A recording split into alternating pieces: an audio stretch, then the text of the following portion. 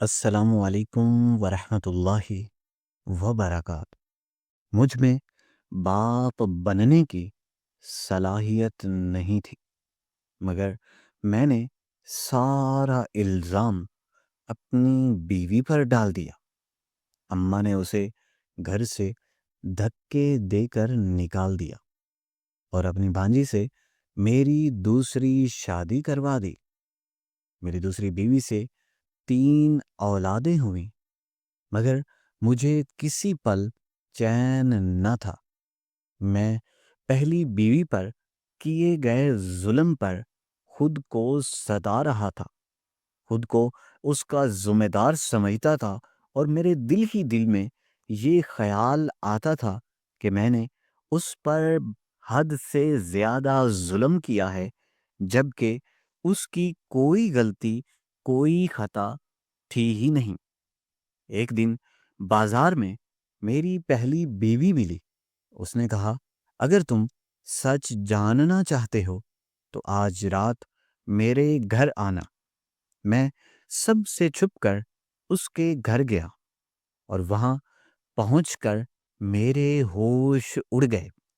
مجھے اپنی غلطیوں کا شدت سے احساس ہوا، اور میں بہت زیادہ شرمندہ ہوا۔ میں نے بے تابی سے ہسپتال کے صحن میں ٹہلنے لگا۔ میرے اندر ایک ایسی آگ جل رہی تھی جس کا علاج کسی کے پاس نہ تھا۔ میری روح بے چین ہو گئی، میرا وجود پریشانی کے عالم میں تھر تھرانے لگا۔ میں بہت زیادہ پریشان تھا۔ آس پاس کے لوگ جو وہاں پہ موجود تھے مجھے عجیب و غریب نظروں سے دیکھ رہے تھے، مگر میں کسی کو اپنے دل کا حال کیا بتاتا اور کیسے بتاتا کہ اس وقت مجھ پر، میرے وجود پر کیا بیت رہی ہے، اور میں کس وجہ سے پریشانی کے عالم میں مبتلا ہوں۔ میری بیوی ہسپتال کے اندر تھی۔ وہ تیسری بار حاملہ تھی، اور آج اچانک اس کی طبیعت بگڑ گئی تھی، جس کے باعث میں اسے ہسپتال لے آیا تھا۔ میرے چہرے پر ایسی مایوسی تھی جیسے میری دنیا اجڑنے والی ہو، میرا سب کچھ تباہ و برباد ہونے والا ہو، اور جیسے میری زندگی ہی ختم ہونے والی ہو۔ تھوڑی دیر بعد نرس باہر نکلی، اور اس کے چہرے پر خوشی کے آثار تھے، اور وہ بہت زیادہ خوش تھے۔ مجھے دیکھتے ہی پتا چلا کہ اس کے پاس کوئی خوشخبری ہے۔ اس نے مجھے ننھے سے کمبل میں لپٹا ہوا ایک ننھا منا سا وجود تھما دیا، اور بڑے پیار اور خوشی سے کہنے لگی کہ مبارک ہو، آپ کا بیٹا پیدا ہوا ہے، اور آپ کی بیوی بھی بالکل خیریت سے اور بالکل تندرست و توانا ہے، اور اللہ پاک نے آپ کی دلی مراد پوری کر دی ہے۔ نرس کی بات سنتے ہی میرے چہرے کا رنگ اڑ گیا۔ میں نے ساکت نگاہوں سے گود میں موجود بچے کو دیکھا تو نرس بھی میرے تاثرات دیکھ کر ٹھٹک گئی، اور اس کا ایسا کرنا بھی جائز تھا کہ جن کے ہاں اولاد پیدا ہوتی ہے، اور بالخصوص جن کے ہاں بیٹے کی ولادت ہو، وہ تو بہت زیادہ خوش ہوتے ہیں، جبکہ میں بہت زیادہ حیرت زدہ اور پریشان تھا۔ کیا بات ہے کہ آپ خوش نہیں؟ نرس نے کہا، ہسپتال میں تو لوگ بیٹا پیدا ہونے پر مٹھائیاں بانٹتے ہیں، مگر آپ کے چہرے سے تو خوشی کا نام و نشان ہی نہیں، بلکہ آپ تو اس سے بہت زیادہ پریشان ہو گئے ہیں، جیسے آپ کو کسی چیز کی امید ہی نہ ہو اور وہ ہو گئی ہو۔ کیا آپ مجھے اپنی پریشانی کی وجہ بتا سکتے ہیں؟ یہ کہہ کر وہ منہ بنا کر وہاں سے چلی گئی۔ اگر میں اسے اپنی اندرونی کیفیت بتا دیتا تو شاید وہ بھی صدمے سے پاگل ہو جاتی۔ بچے کو دیکھ کر میری آنکھوں میں آنسو آ گئے، میرا دل بھر آیا اور میں غم سے نڈھال ہو گیا۔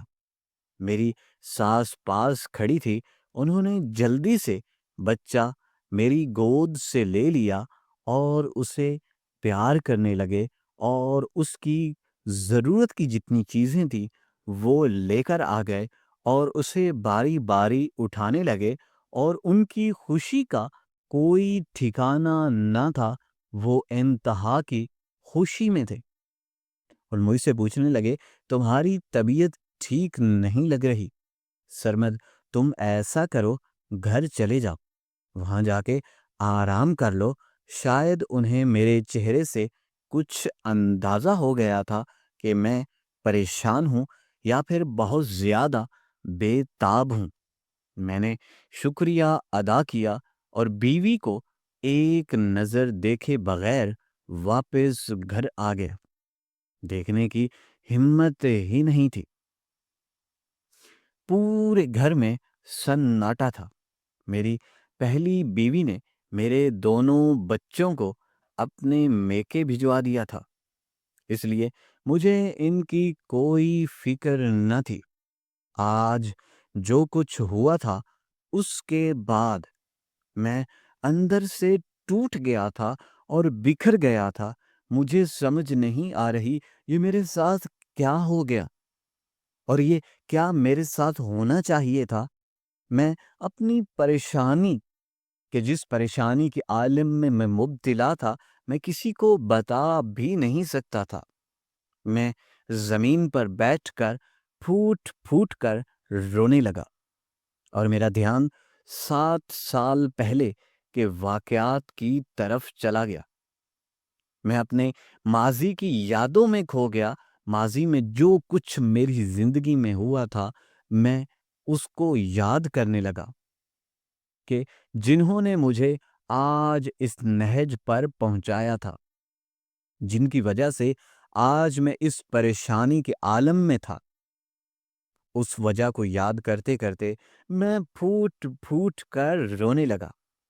آتے ہوئے بھی مجرم قرار دی جا رہی تھی۔ کچھ ہی دنوں بعد ٹیسٹ کی رپورٹیں آ گئیں۔ میری بیوی کے چہرے پر اس دن خوشی کی ایک جھلک نمایاں تھی۔ وہ جلدی سے میرے پاس آئی اور خوشی سے بولی، دیکھیے، یہ دیکھیے، ساری رپورٹس بالکل کلیئر ہیں، میرے اندر کوئی مسئلہ ہے ہی نہیں، اور اللہ تبارک و تعالی نے چاہا تو ہم جلد ہی والدین بن جائیں گے۔ یہ کہہ کر وہ ہنسی خوشی مجھ سے باتیں کرنے لگی اور اس بات کو بار بار جتلانے لگی کہ اس کے اندر کسی قسم کی کوئی خامی، کوئی بیماری نہیں ہے کہ جس کی وجہ سے وہ والدہ یا پھر ماں نہ بن سکے۔ اس کی آواز میں خوشی اور امید تھی۔ میں نے بھی رپورٹس دیکھ کر اطمینان کا سانس لیا۔ ایک بار پھر بے تابی سے وقت گزرنے لگا۔ میری بیوی ہر دوسرے دن ڈاکٹر کے پاس چکر لگاتی، کلینک پر جاتی اولاد کے لیے۔ اسے اولاد کی بہت زیادہ شدت سی، شاید وہ مجھ سے بھی زیادہ بے تاب تھی۔ آفس میں بھی اب سب لوگ مجھ سے پوچھنے لگے تھے۔ وقت گزرتا رہا اور تقریباً 2.5 سال بیت گئے۔